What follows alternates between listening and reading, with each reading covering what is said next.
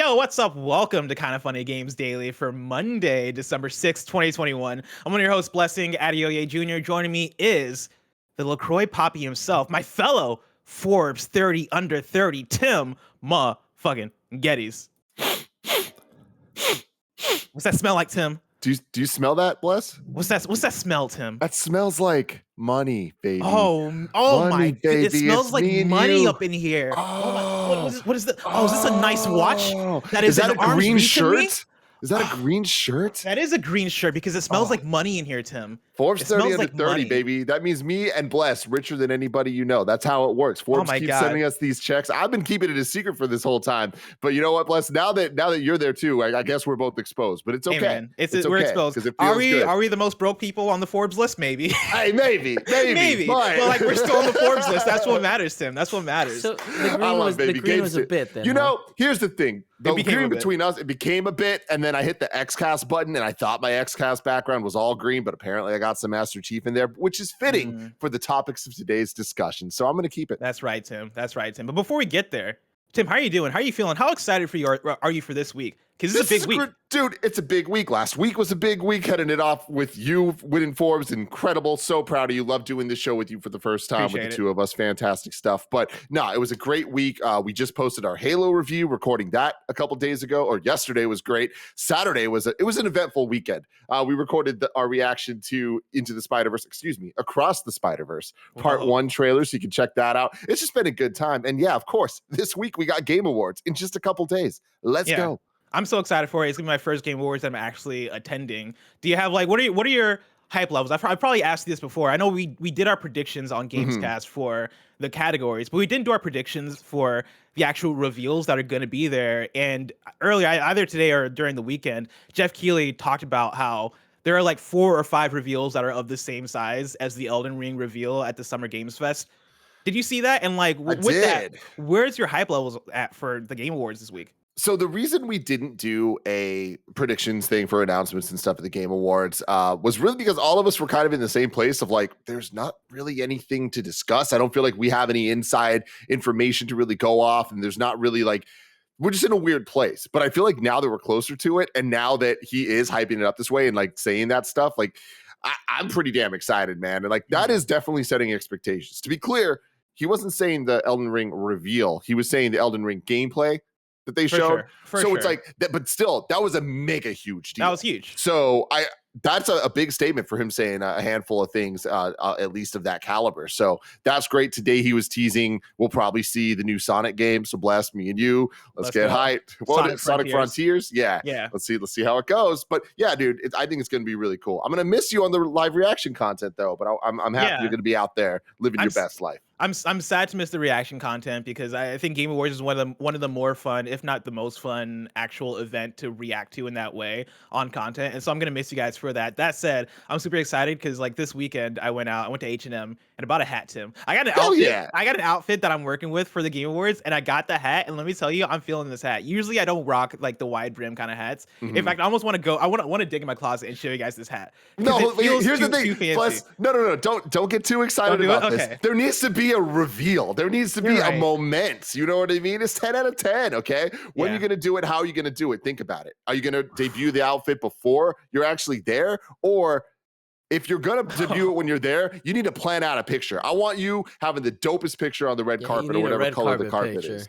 Red carpet. All right, I'm gonna make it happen, man. Now I feel like the pressure's on, but I'm actually feeling really good about the outfit. Of course, you know, people at all these award shows, they always ask, "Who are you wearing? Who are you wearing?" I'm wearing Yusef McGee. Yusef McGee hooked me up with this outfit, and so it's gonna be a good one. It's gonna be a good one. That's all safe for now. But Tim, enough about that. Let's talk about today's stories, which include Halo Infinite reviews are in, Spider-Man and The Rock are coming to Fortnite, and more, because this is Kind of Funny Games Daily. Each and every weekday at 10 a.m. live right here on twitch.tv/kindoffunnygames. We run you through the nerdy news you need to know about. If you're watching live, you can correct us when we get stuff wrong by going to kindoffunny.com/you're wrong. If you don't want to watch live, you can watch later on youtube.com/kindoffunnygames, roosterteeth.com, or you can listen later on podcast services around the globe by searching for Kinda Funny Games daily. Remember, you can use Epic Creator Code Kinda Funny on all Epic Store and Epic in-game purchases like Rocket League and Fortnite to help support the channel. To be a part of the show, to patreon.com/kindafunnygames or bronze members or above, get to write in. And silver members or above, get the show ad-free with the exclusive daily post show. Housekeeping for you, like Tim mentioned earlier, a new episode of Gamescast went up this morning, and it is our Halo Infinite campaign review featuring Tim, Mike, Andy, and Parris. You can catch all their thoughts on youtube.com/kindafunnygames and on podcast services around the globe. And that's not all for Halo. Xcast is also up right now, and it's the crew talking more about Halo Infinite multiplayer and the fixes that the game needs. Over on the PlayStation side of things, I Love You XOXO is going up a day later to make space for the Halo content, the Halo Gamescast review, and all that stuff. We're recording tomorrow, and that episode will be up for everyone on Wednesday. So write in with your questions and your thoughts over on Patreon. Topic of the show will likely be me and Janet talking all about that rumored Project Spartacus. Thank you to our Patreon producers, Pranksy, Blackjack, and Greg Miller returns to content next month. Nick should quit now. Today we're brought to you by DoorDash, Honey, and American Giant, but we'll tell you about that later. For now, let's begin with what is, and forever will be, the Roper Report.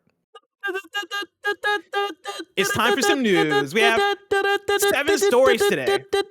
Oh, Baker's dozen. A big news day, and let's start off with our number one, Halo Infinite. We got a review roundup for you right now. It is sitting with the campaign embargo being up so people can put out their full reviews, their campaign reviews, all that good stuff. On Metacritic, it is sitting at an 87. On OpenCritic, it is sitting at an 86. I'm going to start off with Ryan McCaffrey at IGN, who did a campaign review and had this to write. Halo has meant a lot to me over the past 20 years. From first landing on the ring in Halo 1, to the surprise Arbiter arc in Halo 2, to being heartbroken by Halo 5's abysmal storytelling. Damn. It's one of the few series in gaming where every new mainline entry really matters to me. After 6 years, it was fair to wonder, did Halo still belong in the best shooter conversation? And would I still care about it? I am both relieved and delighted that Halo Infinite emphatically answers both questions with a resounding yes, turning us loose to explore a massive open ring with almost complete freedom to approach combat with a wide range of iconic guns, vehicles, and toys has absolutely brought Halo's single-player campaign back into contention as one of the finest out there, to say nothing of the amazing multiplayer suite, which IGN did review separately. I don't know the review score off the top of my head. I think Stella gave it a 9 out of 10. I think that's right. And even though it drops the ball a bit with the story and lack of environmental variety, Halo Infinite picks it back up again with style. I'm going to jump into Matt Miller at Game Informer, who I believe reviewed the whole game and gave it a 9.25 out of 10, and says this. The new open world and progression elements borrow heavily from established successes in that genre, and there's nothing profoundly innovative about the gradual takeover of a zone, but the battles feel so good that I didn't mind too much. I especially enjoyed the larger bases and outposts, which encourage creative thinking in how you approach rounding the bad guys. I also love the small moments of discovery, hidden weapon caches on a mountaintop, or caves that hold the last weapon of a doomed Marine squad. Like many, I'm sad that Halo Infinite doesn't offer cooperative multiplayer at launch, if only because it's been a bulwark of the series' identity. It's a disappointing omission, but I have to judge the game before me, not the features I wish might be there. And by that measure, Halo Infinite is a rousing success. Whether you want a big, mysterious sci-fi adventure or a chance to engage with some intense PvP, Halo Infinite nails the shots where it counts and heralds a new era for one of gaming's most recognizable mainstays. And then Jeff Grubb at GamesBeat gave it a 5 out of 5 and says, consider me a Halo fan now. I was never really looking forward to Infinite, but now that it's here, it's so much more than what I was expecting. I think whatever 343 does next will be even better, and I'll be eagerly awaiting it. In the meantime, I'll be spending a lot more time with multiplayer. And when co-op comes to campaign, I'll definitely dive back into that as well. But as it stands today, this is a statement release for Xbox Game Studios in a year where it has released a number of Game of the Year contenders: Psychonauts 2, Deathloop, Forza Horizon 5, and Age of Empires 4. Halo Infinite stands above even that crowd. Tim Geddes, of course, you guys reviewed it last night. That review went up, I believe, at midnight last night. Where do you stand in regard to these reviews, and do these reviews shock you? No, these reviews seem very in line with, I think, where most people are going to fall on this. Jeff's is probably the most interesting to me, but I think that's mainly because he didn't consider himself a Halo fan before, and this got him. I think that is a really interesting perspective, and especially for him to praise it as far as going above Deathloop and Forza. And it is a little bit weird because, like, a lot of the games he mentions here, the genres and stuff don't necessarily necessitate, that's not the right word, kind of scream game of the year contender, right? Racing games usually get snubbed there when you start comparing them to other genres, no matter the level of quality within their genre, right? And Age of Empires 4 being another example of that. Even Psychonauts 2, every once in a while platformers can kind of like rise above, but it's pretty rare. Deathloop, though, being the one that I think is a bit more one for one. Him saying Halo Infinite stands above that. I don't know Jeff's feelings on Deathloop. I don't know if he ended up like loving it as much as a lot of people did, but that is a very tall order, and that's a big statement. And at the end of the day, whether or not that holds up, I do think that this is a major deal for Xbox Game Studios. I think that that's easy to say. All of us kind of looked at them, and I don't want to put words in people's mouths. I definitely looked at them the last couple of years and was like, this is such a big make or break for Halo as a franchise and kind of for Xbox Game Studios as do they got the goods? Can they bring the stuff for these iconic franchises? You don't get bigger at Xbox than Halo. You just simply don't. I want to stop you right there and pull a question from Damon Cashman, who writes into patreon.com/kindoffunnygames and writes this. Good morning, Blessing and Tim. A year ago, it looked like Halo Infinite was dead, and Xbox was seemingly in dire straits upon console launch. Since then, however, Game Pass has become a must-have. Forza has released to unanimous praise, and even Sony fanboys like myself are buying into the Xbox ecosystem. Now, after a very wise year-long delay, it sure looks like 343 have nailed it with Halo Infinite. Uncle Phil and Xbox are now the talk of the town, and they did it with virtually none of their high-profile acquisitions even releasing yet. Is this the greatest comeback in video game history? No, I don't think so. I think so? that it is one of the bigger, better ones, but I do still think that there are some like aspects that just weren't absolutely nailed. The not having co-op, all this stuff that I know people are going to be like, oh, that affects such a small amount of people. Clearly it doesn't, because every review is talking about it. And if, okay, it's affecting those groups of people matter when it comes to reviews and the way that these games are going to be talked about. So I don't know. I feel like it is huge, because looking at the reveal of the campaign specifically, I think it's pretty impressive what they ended up turning around with the delay. I think the delay really, really, really helped them create something that is truly special. My experience with the game so far has been nothing short of fantastic, where I'm like, I love when I start playing a game and I'm like, I'm going to 100% this. And I get that vibe from Halo Infinite's campaign. That is such a good sign. It's pure fun. There's so much good. They nailed what they had to do for the nostalgia people, but then also for modern gamers. And it's such a great mix and blend of the two things. But I think that in terms of like greatest comebacks, I think if you start looking at it as a franchise and looking at where it was with Halo 4, Halo 5, like, yes, this is a crazy comeback to Halo 3, but I don't think that it is as high compared to how low things could get from some things like Final Fantasy 14, which I do think is the greatest comeback of all time. What is, for people who may have missed the review or haven't checked out the review yet, for you, where does Halo Infinite stand among like the top games of the year? Do you yourself consider it a game of the year contender? And what are the things that like hold it back for you in terms of being like if you wouldn't say it is like a 10 out of 10 experience? So Parris and Mike were the ones that beat it. Andy and I both just did the preview content so far, so I haven't actually beat the game yet. I'm waiting to do that on the retail. But from what I have played, it is definitely one of my personal games of the year for sure.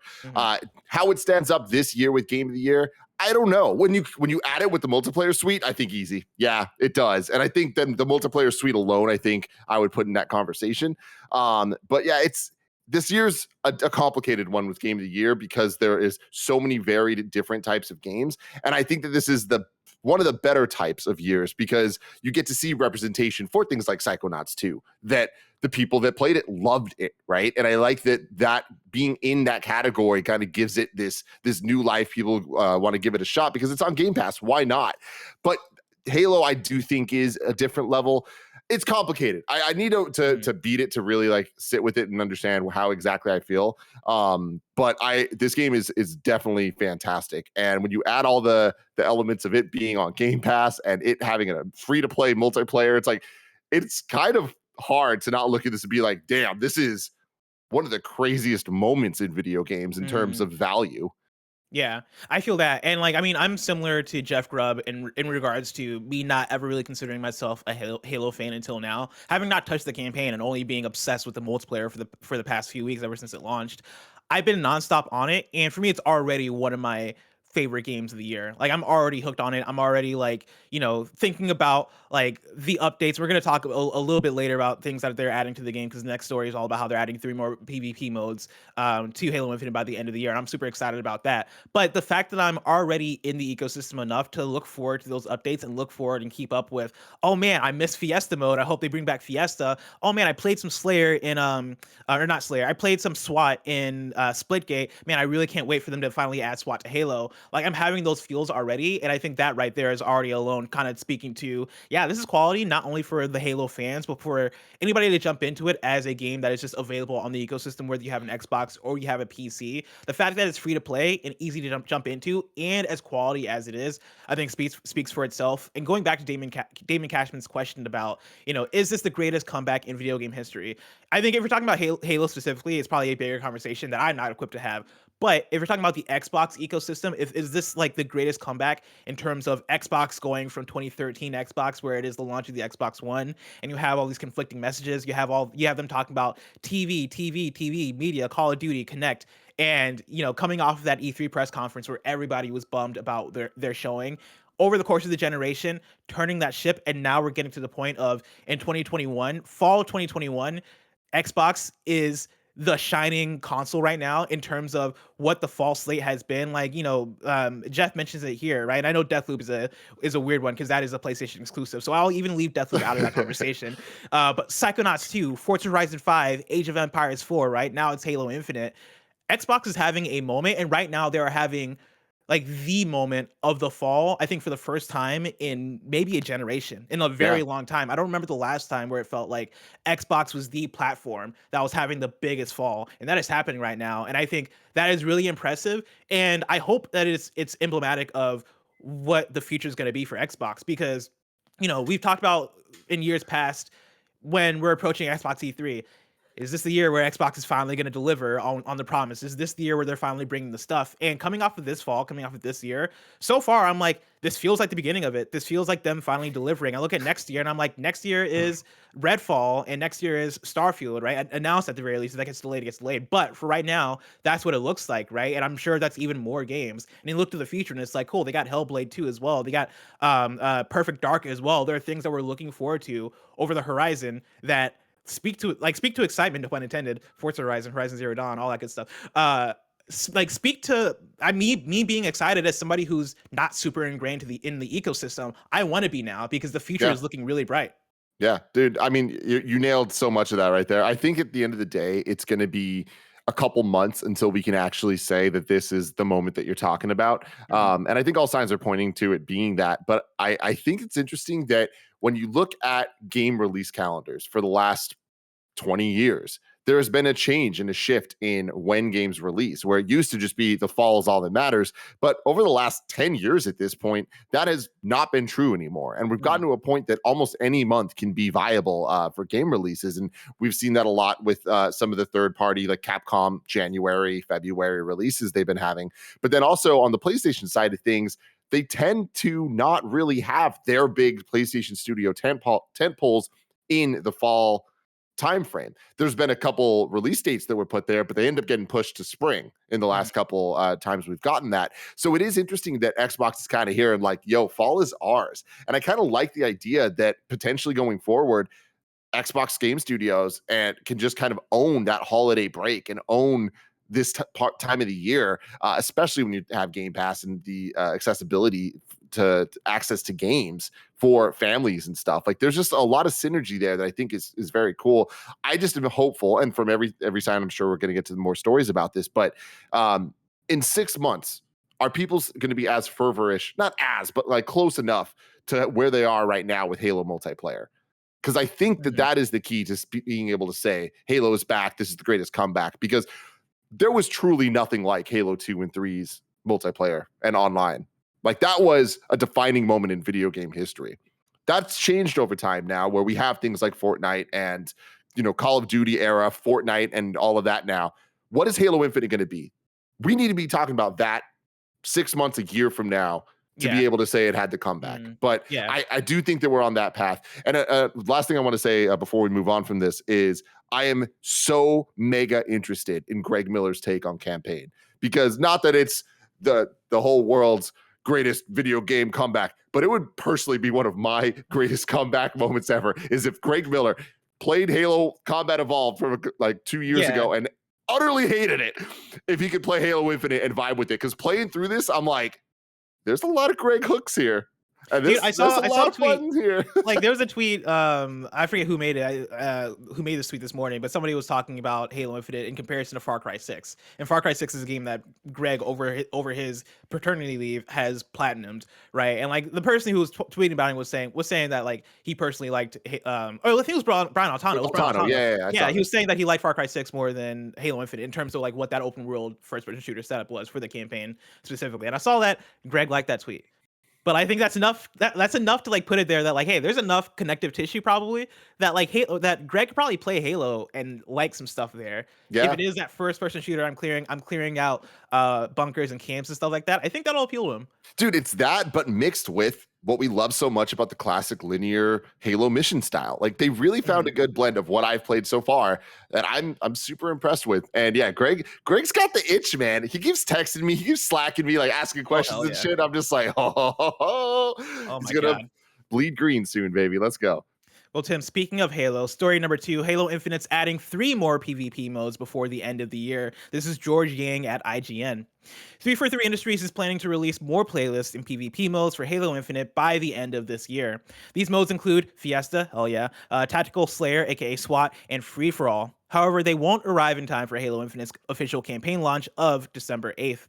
343 Community Director John Junacek announced the developers' plans on Twitter. He also mentions that a Social Slayer playlist with multiple variations of the mode is being worked on, as it was the most requested game type. Quote, "Our goal for events is to try new modes prior to adding to playlists," explains Junacek. He continues, "We'll monitor playlist health after the 3 additions above and adjust our offering if needed, but we're excited to make these updates before the holidays," end quote. And I think that's exactly what you want to hear, right? Hey, we're going to put these modes in rotation for like a week as an event. Okay, you love this? You want more of this? Cool. Now let's add it to a playlist. I think that is the ideal way to do it. You've been seeing more and more games like this, like competitive multiplayer games, do things like this. I know Apex has done that before with like, hey, let's test out 2v2 like duos, or not 2v2, but let's test out duo battle royales. Okay, cool. People like this. People want this. Let's actually make it a continuing thing. So I like that. I think that is good. Tim, does that sit well with you? Yeah, this is great. I mean, honestly, it's one of those things where I don't think that they'll ever be able to please anybody or everybody at once, because they need to make sure that they get this right. The last story we just spent 30 minutes talking about is this the biggest comeback of all time for video games?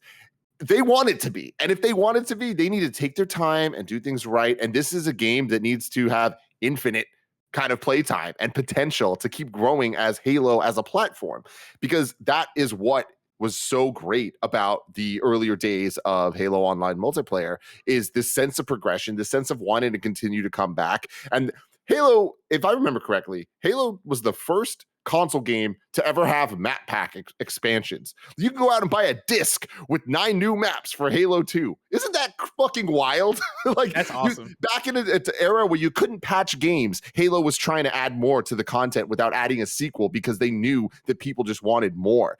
In a world now where that's just the norm, I think that they need to really take their time, find what players are liking, and keep going from there. I think that the whole progression debacle conversation is like very sad, and I wish that I understand why they did it, but can you imagine if they had just stuck to what people expected from this and like this was more of a Call of Duty type progression? I think the insane praise would be even higher for the game, where like the addictive quality, people would just be in from the jump. But I really think that we got to give these devs their due praise and their time to experiment and try to get this right, because they clearly freaking care. The amount of times in the last 2 weeks they've come out and been so transparent and over communicative about their plans and what they're doing, I think is a great sign that we have nothing to worry about. Sure, we don't have some of our favorite modes right now. We're going to have those modes when it comes to multiplayer. It's just a matter of time. And what they're talking about here, hell yeah, man. Fiesta was a blast. I didn't know I could have more fun playing this game until I played Fiesta. And it's my favorite mode. Like, great. It was the most fun I was having in Halo Infinite was playing Fiesta, because for those who don't know Fiesta, right? Fiesta is a mode you go into, and it just randomly spawns your weapons and your equipment, and so you never know. Every single time you respawn, you don't know what you're gonna have in your hands. And if for me playing, it forced me to use weapons that I wasn't trying out, because when you're playing regular Halo Infinite Slayer, you know, it starts you off with the default gun, like, or if you're in like ranked, right, it'll start you off with the BR or whatever. And for me, you know, I have that default gun. I've used it so much, and I'm scared to pick up something else because I'm so used to it, right? Like, oh man, I'd like to pick up the center shot, but I haven't used it that much because, you know, I always have this other weapon.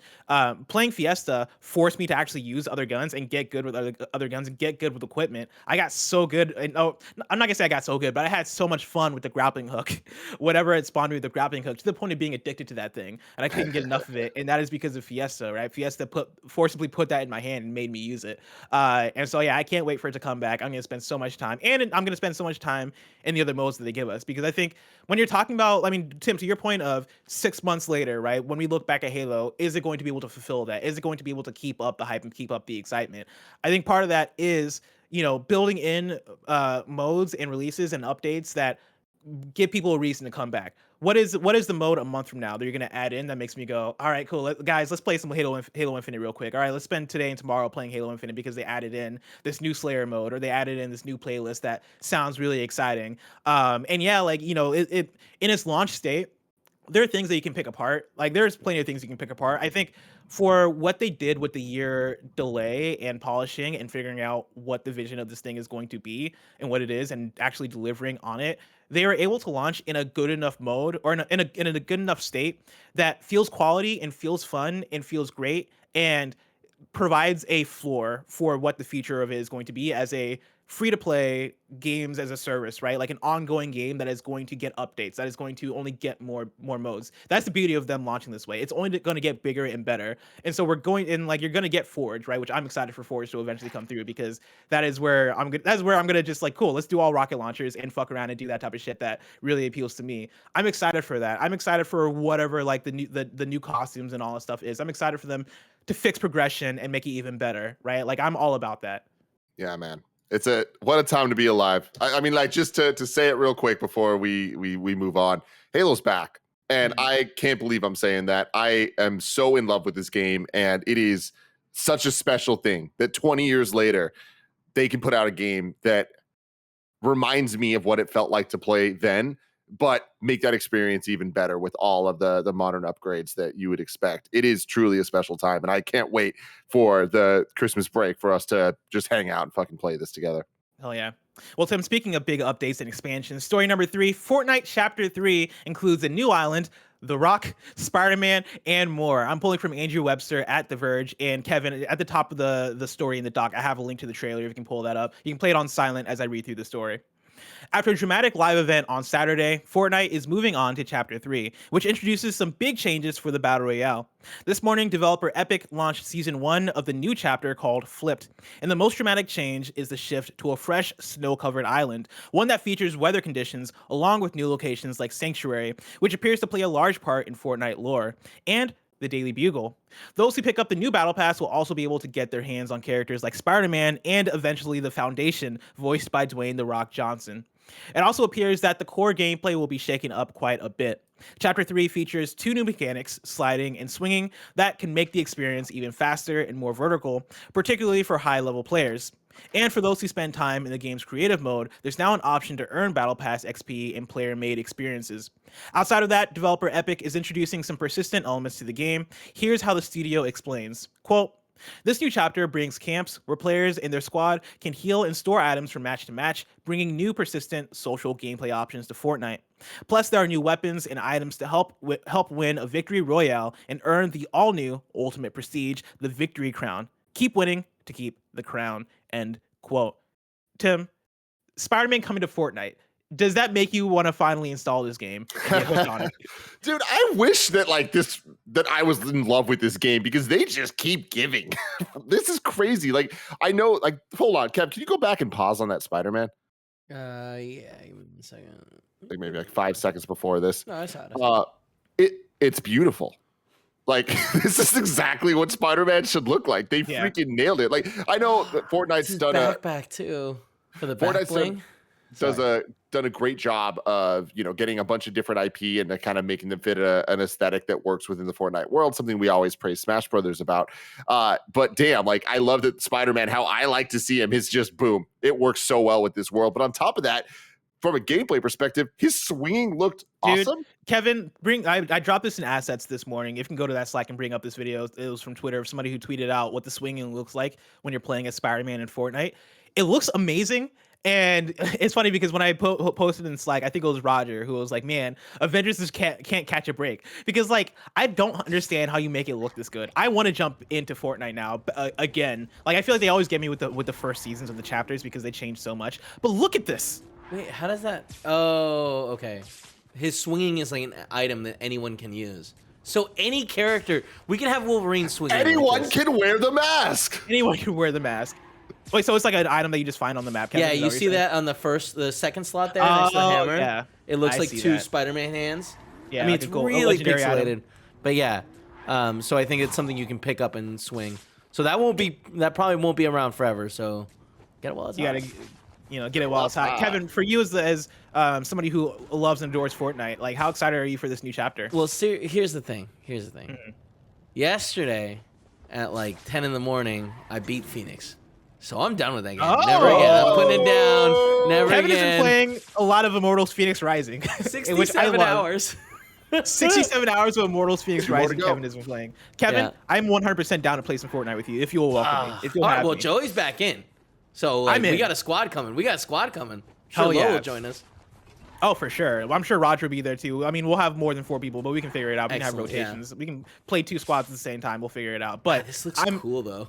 The swinging looks so cool, and everything they're talking about in the update sounds awesome. Like they're even adding sliding, which is a thing from Apex Legends, and like Fortnite is kind of known at this point to add in features from other games like relentlessly. Like that is a thing that they do a lot, which some people get mad at. I get mad at in some cases, but in the case of this, I think it's a welcome addition. The sliding is one of my favorite things about Apex. It allows you to get from place to place way quicker, and you're way more mobile with it. And I think it's a beautiful addition. I'm all about that. Plus the swing, plus Dwayne The Rock Johnson, which I know Greg Miller's been asking for forever. Oh my god! Oh yeah, holy they got the shit. web surfing. Oh my god! This is so Wait, cool, dude. What game was that in? Amazing Spider-Man. No, Spider-Man 3. The game. Maybe. Yeah, because it wasn't in 2. It's somewhere. Was it Ultimate Spider-Man? It was one of the later PS2 games. Yeah. Oh, that is awesome. That's so cool. I wonder if that's a combination of the surfing or the sliding and the having the item. That's really cool. Yeah. Really cool. I absolutely love this. You know what else I love? Patreon.com/kindafunnygames, where you can get the show ad-free. And speaking of ads, let us tell you about our sponsors. This episode is brought to you by DoorDash. There's no denying it. It's officially the holiday season. And after all that Thanksgiving cooking you just did, plus the cooking you're about to do for whatever other holiday you celebrate, you're probably not going to want to add tonight's dinner to that to-do list. So let DoorDash take care of it. You can also get groceries and other essential items delivered with DoorDash. I love DoorDash. We use it constantly. And it is such an easy thing to use for me and Gia when we're just trying to hang out, watch something, keep it simple for the night. Next thing you know, food's being delivered. It's safe, it's secure, and we are no longer hungry. For a limited time, you guys can get 25% off and 0 delivery fees on your first order of $15 or more when you download the DoorDash app and enter code GAMES2021. That's 25% off, up to $10 value, and 0 delivery fees on your first order when you download the DoorDash app in the App Store and enter code GAMES2021. Don't forget, that's code GAMES2021 for 25% off your first order with DoorDash. Subject to change, terms apply. Next up, shout out to Honey. It's gift giving season, and you have no excuse to buy everyone you love the worst, cheapest gifts imaginable. Why? Because Honey is about to save you tons of money when you shop online. Honey is your personal online shopping assistant. It scours the internet for promo codes and applies the best ones it finds to your cart. It's so easy to use. Everyone should be doing it. I've been using it for years. I've saved literally thousands of dollars, both for me and for Kinda Funny, using Honey. You install it once, you never need to think about it again. It's just saving you money. If you don't already have Honey, you can be straight up missing out on free savings. It's literally free, installs in just a few seconds, and by getting it, you'll be doing yourself a solid and supporting this show. Get Honey for free at joinhoney.com/games. That's joinhoney.com/games. And finally, shout out to American Giant. If there's one good thing that came out of the mess that 2020 and 2021 have been, it's that people have started to prioritize comfort over style. You know what I'm talking about. But with American Giant's obsession with quality details, you can be comfy, cozy, and stylish. I love American Giant. I recently got a bomber jacket. Nobody's surprised, but it's this really pretty blue. I've never seen one like it, and I am a big fan. It's super comfy, keeps me warm, just like I like. American Giant is about the journey, not just the destination. They're obsessed with the details from start to finish, so they use the best quality materials and support local manufacturers and workers, which is always great. Slate called their hoodie the greatest hoodie ever made, so find out why. Explore American Giant's collection of durable essentials at american-giant.com, and you can get 20% off when you use code KFGD at checkout. That's 20% off at american-giant.com, promo code KFGD. american-giant.com, promo code KFGD. Tim, speaking of epic, let's talk about another epic news story. Story number 4, The Matrix Awakens is an Unreal Engine 5 experience and has been revealed. This is Ryan Gilliam at Polygon. The Matrix Awakens is a new Matrix experience coming to PlayStation 5 and Xbox Series X, according to an entry for the demo now available for download on the PlayStation Store and Xbox Game Store. Developed by members of the original movie team, including director Lana Wachowski and Epic Games, The Matrix Awakens is described as, quote, a wild ride into the reality-bending universe of The Matrix that features performances by Keanu Reeves and Carrie-Anne Moss, end quote.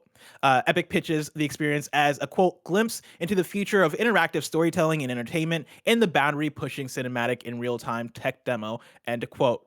The Matrix Awakens was made available for download Monday, but the full experience will be revealed and playable starting December 9th when the demo will get a reveal at the Game Awards. Unreal Engine 5, which developer Epic Games first showed off in May 2020, is still in early access. While there are games announced as in development using the new engine, nothing has shipped yet. Tim, what does this do for you? A lot. Kev, can you please bring it up? I sent assets the actual trailer. This shit is mind blowing. Like, at the end of the day, I know it's easy to make fun of it. Like, oh, it's an experience. It's not a game. Why are we excited? It's like, yo, we're at a turning point in video games with Unreal Engine 5. I will never forget last year when Greg Miller hit me up. He's like, yo, I just saw some behind the scenes shit that is going to change things forever.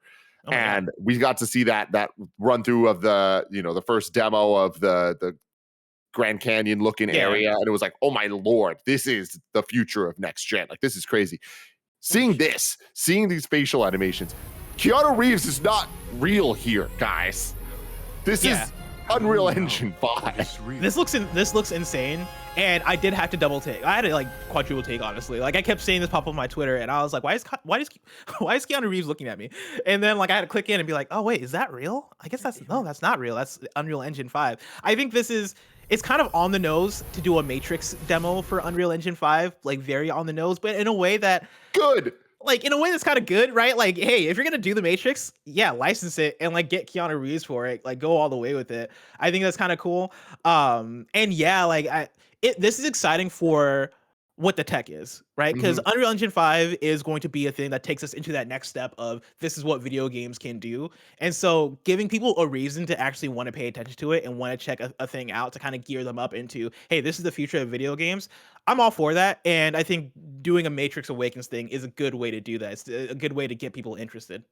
Yeah, no, I'm excited. I am very, very stoked about Unreal Engine 5. I can't wait to see it start making its way actually into some of the bigger AAA games that we're playing. Because, like, man, I love the fact that it is 2021 and it is rare that I turn on a new modern video game and don't have some moment of like, how the fuck does it look this good? Like, we are so spoiled with how the visual fidelity of everything and just like the level of detail and animation that everything has. Like, holy shit.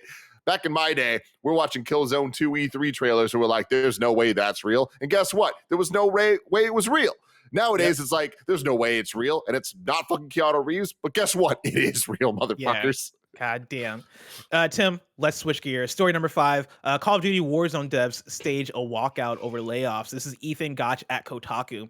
Quality assurance testers and other developers at Raven Software, the Activision studio in charge of the extremely lucrative free-to-play battle royale Call of Duty Warzone, are walking out on the job today to protest surprise layoffs that were foisted on staff beginning last Friday.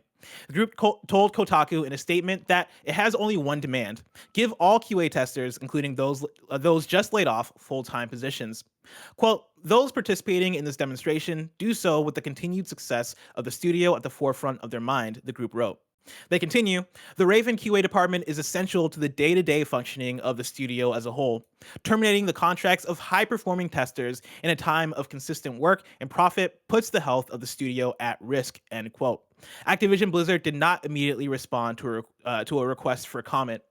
Management at the Wisconsin-based studio informed QA staff at the end of last week that they would have meetings starting over the next month to decide which employees would get converted to full-time with raises and which ones would be laid off. As part of the first wave of meetings, 30% of Ravens QA teams saw their contracts terminated, effective January 28th, while others await news of their fate as they head into the holiday season. And this news first started breaking late last week as the news of like the termination started. And like my immediate takeaway when I first saw the news was, damn, that is rough right before the holiday season. Like that is kind of fucked up to like have layoffs happen going right into the holidays. Like that is fucked up. But I do like that there is action being taken by the workforce and they are staging this walkout and they're actually making their demands heard. Yeah, man, it's a beautiful thing to see. It's going to continue to happen, and I'm happy that they're actually standing up. It's crazy how much bad news is coming out of Activision Blizzard and how it's all related but also unrelated at the same time. Like it's so damn complicated and so shitty across the board. But here we go. Yeah, This is such a ridiculous thing to see. Like the way that they handled this, watching this all unfold on Twitter over the weekend, I was like, wow.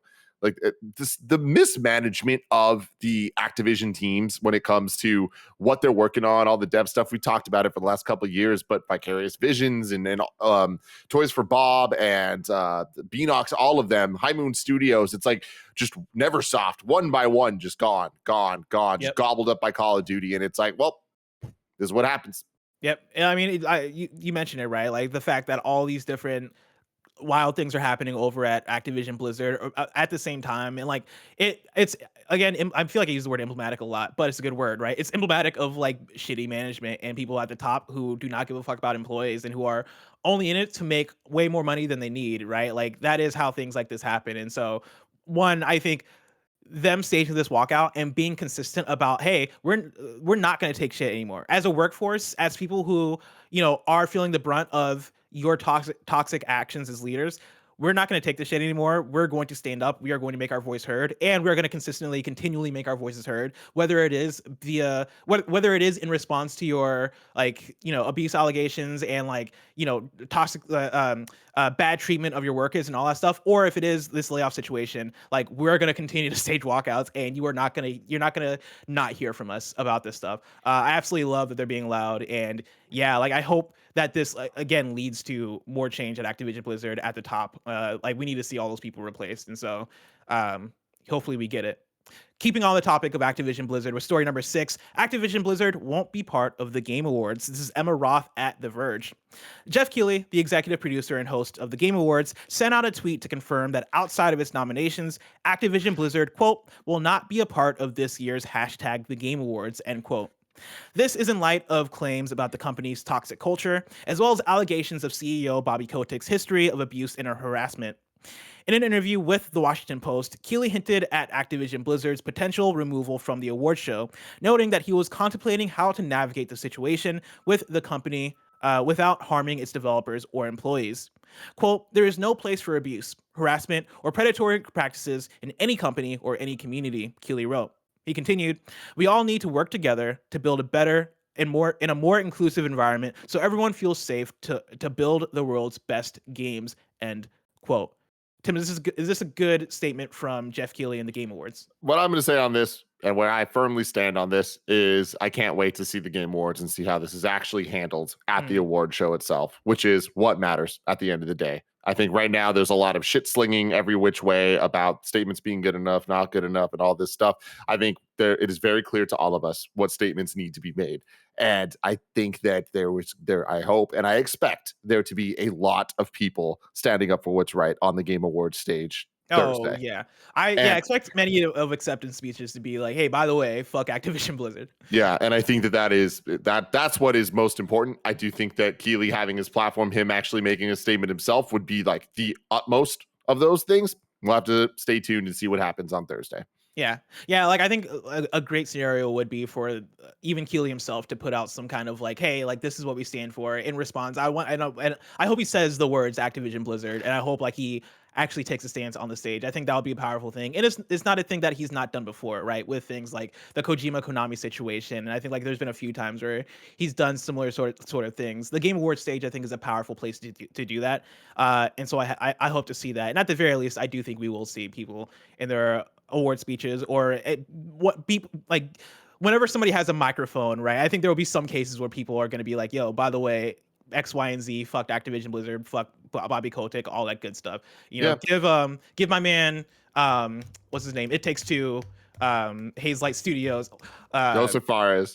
Give my man Joseph Fares a microphone. Let him speak his mind, please. Yeah, totally. And I mean, that's the thing is like Jeff has done that before, right? And I think that it's very complicated because at the end of the day, there's the argument to be made about, all right, well, what about Ubisoft? What about EA? What about Riot? What about this? What about that? Whatever. What about doesn't need to matter. There's a thing happening right now with the Activision. They are the focus. We need to go at them. Like that is the one thing. Don't lose focus. Don't turn this into a he said, she said of who didn't say enough, who didn't whatever. Focus, everybody. Focus on what matters in the messaging, and the messaging needs to be this shit is not acceptable. It doesn't matter where the fuck you are. It's just right now, Activision Blizzard are the people that we need to be talking about because there's demonstrable evidence of what's going on and changes that need to happen that aren't changing. So let's stay tuned to Thursday. I mean, to your point, I think there's an opportunity there, right? Yes, like we can use that. We can use this. We can make this the thing, right? Because of course, these stories are from across the industry. Like you can look at any other big company, and surely there are stories that are told and untold that are going on at these companies that like need to be handled, need to be dealt with as well, need to be addressed. But with the Activision Blizzard situation, it is this is the time, right? Like strike while the iron's hot. Like make this an example of we're not letting this shit slide. I think you nail it well there, Tim. Yeah. Let's round out the Roper Report with our last news story. Story number 7, Crash Bandicoot's Toys for Bob could be hiring for a non-Call of Duty project. This is Jordan Middler at Video Games Chronicle. Crash Bandicoot studio Toys for Bob could be hiring for a non-Call of Duty project, according to a posting on its career site. The studio, which developed the Crash Bandicoot Insane Trilogy, Crash Bandicoot 4, It's About Time, and the Skylanders franchise had recently been transitioned into a support studio for Call of Duty, specifically the massively successful free-to-play Warzone. However, the studio has listed several jobs on its career site, such as senior concept artist, which do not list Call of Duty, instead labeling them for Toys for Bob. Other jobs specifically mentioned that their roles related to Call of Duty, potentially suggesting that the studio is working on something that isn't related to the first-person shooter series. Recently, Activision Blizzard confirmed that all its core studios are now working on the Call of Duty franchise, like Tim was talking about before. When Toys for Bob confirmed in April that it would be supporting the development of Warzone, Activision said the studio would continue working on Crash Bandicoot 4 too. Tim, does this give you any sliver of hope for Toys for Bob? The slightest. Honestly, they're so fucking talented, man. The Insane Trilogy was a spectacular remake of 3 PlayStation 1 games and given them a coat of paint that made them look and run fantastic and really hold true to the core of what made those games so special to me and millions of other people out there. It was so successful. It proved that there is a place for these type of mascot platformers, especially the old ones. And Crash Bandicoot 4 was nothing short of fantastic. It was the best Crash Bandicoot game in terms of the platformers, and I loved what they did with it, and I would love to see more. I think the path that they were going down really pointed to a Spyro 4, and I think that while that wouldn't necessarily speak as loudly to me as a Crash game, I understand it, and it would speak equally loud to a different group of people. And I want them to get that sounds hype. I want you to get what I got with Crash 4 because it's phenomenal. But yeah, it's hard to be positive about this given everything we've just talked about and like the state of affairs of the upper management and all that stuff. And the leaders is the better way to put it. And it's hard to feel hopeful for this, but I want to hold on to hope because underneath the Call of Duty, underneath all this stuff, there has been a set of projects that Activision have put out that speak so loudly to me with fantastic quality experiences like Tony Hawk's Pro Skater Remastered, Crash Team Racing, the Crash 4 being in a new original game. I hope this is true. Toys for Bob are incredibly talented game designers. So I'm hoping that they are working on something that is not Call of Duty. Tim, I'll love Toys for Bob to work on something that's not Call of Duty. But the announcement of that project would probably be so far away. If I want to know what's coming out to mom and grop shops today, where would I look? The official list of upcoming software across each and every platform, as listed by the Kind of Funny Games Daily Show host each and every weekday. Yeah. Out today, we got Castle of Shikigami 2 for PC, Crimson Clover World Explosion for PC, Spellforce 3 Reforced for PC, Shadow Tactics Blades of the Shogun Aiko's Choice for PC, and then This is the President. This is the President. This is the President for PC. Kevin, can we get a trailer for This is the President if you're able to? I really gotta know. I'll look into it in a second. I really gotta know what that game is. I wonder if it's the President. While Kevin's doing that, we got one new date for you. Insomniac Games this morning tweeted out that 2 new suits inspired by hashtag Spider-Man No Way Home, exclusively in movie theaters December 17th, are coming December 10th to Marvel Spider-Man Remastered, only available on the PlayStation 5 as part of Marvel Spider-Man Miles Morales. We love to see these orgy parties that Vice President All right, Kevin has pulled up. Is rumored to frequently This is what was called. This is the President. So far, this Got a looks lot like of news reports. Got some OLEDs. OLED TV 4K.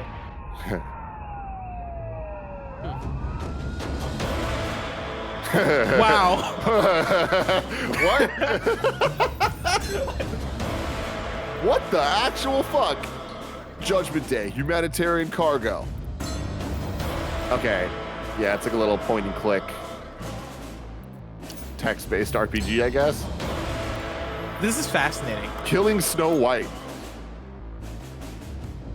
All right. I don't know what to compare this to. They're tweeting. Don't let the president tweet. Wow, they really are tweet. It's funny because it's stylized like it's not modern, right? Like it looks like some like early 1900s, 1800s type shit. But then like they're tweeting. Yeah. Yeah, it does seem like a Risk or something. But like, This is you weird. play on your own. It's kind of cool. Like I'm sure this is dope for some nerds out there. This looks like it is quality. Yeah, this is fascinating. All right, thanks for bringing this up, Kevin. Yeah. Wow. Back to Spider-Man. Yeah, back to Spider-Man. Very excited. Very exciting stuff. The No Way Home suit's coming to Spider-Man Remastered. Yeah, it's cool. It looks like it's the Iron Spider suit that we see, the kind of revised version we see in the trailers for No Way Home, and also what seemingly is the Inside Out suit, the gold and black suit. So that's kind of cool, man. I love that Insomniac just keeps adding the suits to these games. Like, yeah. Les, let me ask you one question. Let me ask up? you a fucking crazy question here. Ask me a crazy question. 3 days from now, do we see Spider-Man 2? At the Game Awards? No. Wait. No, you don't. Okay. There's no way. There's too much for Sony to talk about right now. Like they gotta talk about Horizon, they gotta talk about God of War Ragnarok. I'm sure maybe there's other Sony projects in 2022 possibly that they'll want to talk. Gran Turismo, other things like that. I feel like it's too early. It's too early to talk about Spider-Man. Plus, you can't get like oversaturated, I feel. I'm gonna say this right now. I bet we see something related to an Insomniac game at the Game Awards. That would be crazy. I mean, that would have to either be Spider-Man or Wolverine, right? Like, it can't be like a third Insomniac game, unless you're thinking Ratchet DLC or something. Anything. It could be Ratchet DLC. It could be Ratchet coming to PC. Spider-Man coming to PC. Something. Okay. We'll see something Insomniac. I like that prediction. That's my bet. Actually. That's I my like bet. that prediction because I can see it too. I don't know what it would be, but Insomniac just has so much They stuff got the going goods, on man. They all can't times stop. that they can't stop. I can see it happening. The one thing I'll say about Spider-Man, like, and that holds bearing on whether or not I think it's going to be there, is I think right now there is an oversaturation, or at least like there's a large saturation of Spider-Man content, but that might also make them go, hey, build synergy. Like It's Spider time. Get Spider-Man, yeah, Spider time, right? Like December is Spider-Man month. You got your Across the Spider-Verse trailer. You're gonna get a Spider-Man 2 trailer, and that's gonna be followed by No Way Home. Spider-Man every single week, baby. I can see it happening, but man, that'll be a lot. But we shall see. We got a deal of the day for you. Speaking of PlayStation, these games are coming to PlayStation Now for December, and they're available tomorrow. You're getting GTA 3 Definitive Edition. That's available until January 31st. You're getting Final Fantasy X and X-2 HD Remastered. You're getting John Wick Hex, and you're getting Spitlings. That's right. Spitlings. Highly anticipated for PlayStation Now. John Wick Hex, Mike Bithell, baby. There you go. I actually had never booted that up. I wanted to boot that up back in the day because I like John Wick. Real cool. Did you get to check that one out? Yeah, I did. Cool ass game, man. Oh, okay. I might check that one out then. Because I still have my PlayStation now because we did the review for PlayStation Plus or not PS I Love You XOXO. And so maybe I'll give that one a look.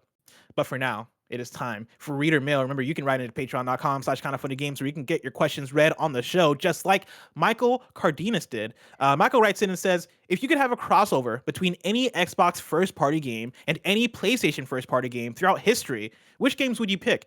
And what would the crossover look like? Possible examples could be Halo cross Ratchet and Clank, Gears of War cross The Last of Us, Forza cross God of War. Tim, what would you want as a crossover?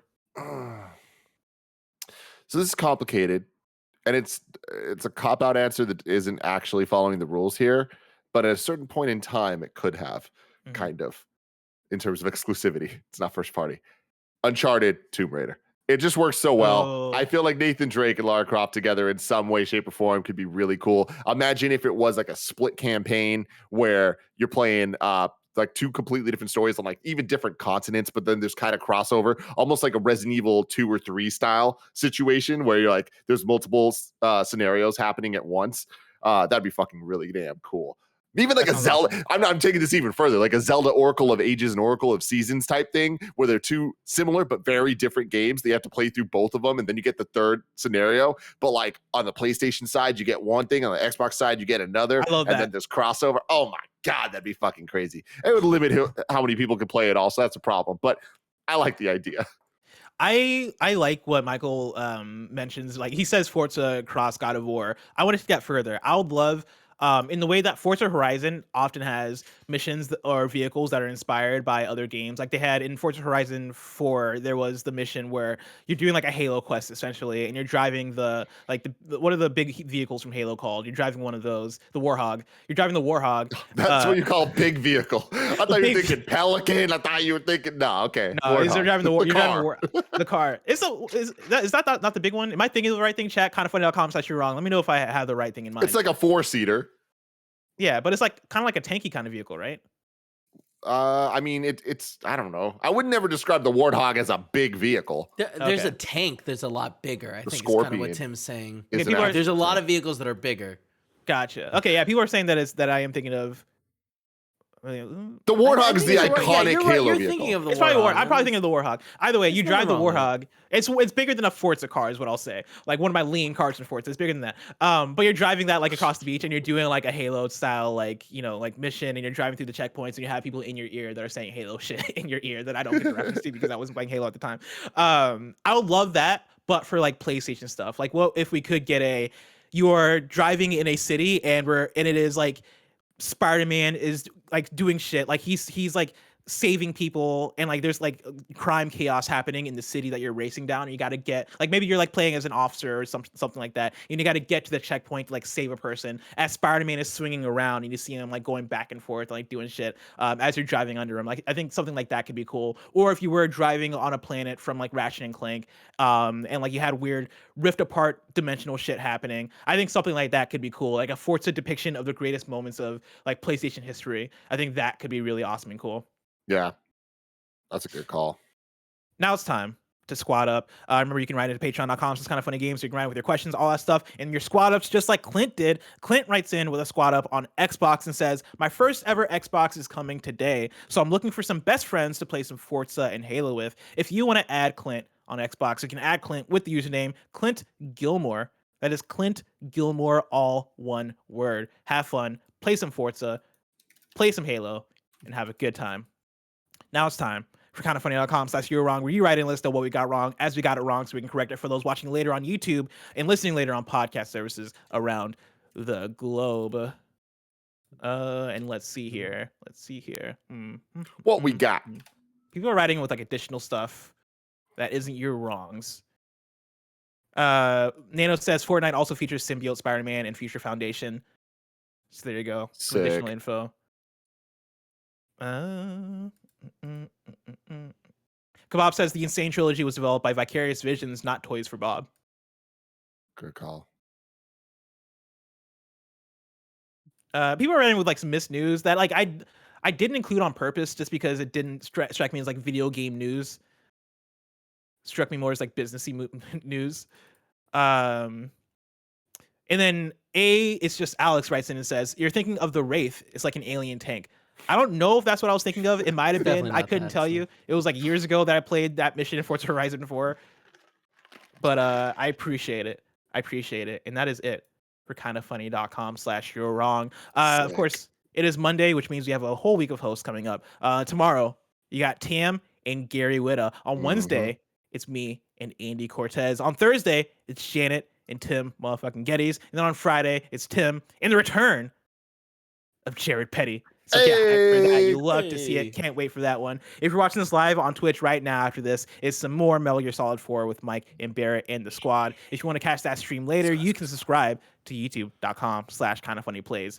Remember, this has been Kinda Funny Games Daily, each and every weekday live right here on twitch.tv/kindafunnygames. We run you through the nerdy news you need to know about. We have a Patreon post show for those that are subbed at the silver level of patreon.com/kindafunnygames. So stick around for that. Otherwise, until next time, Game Daily.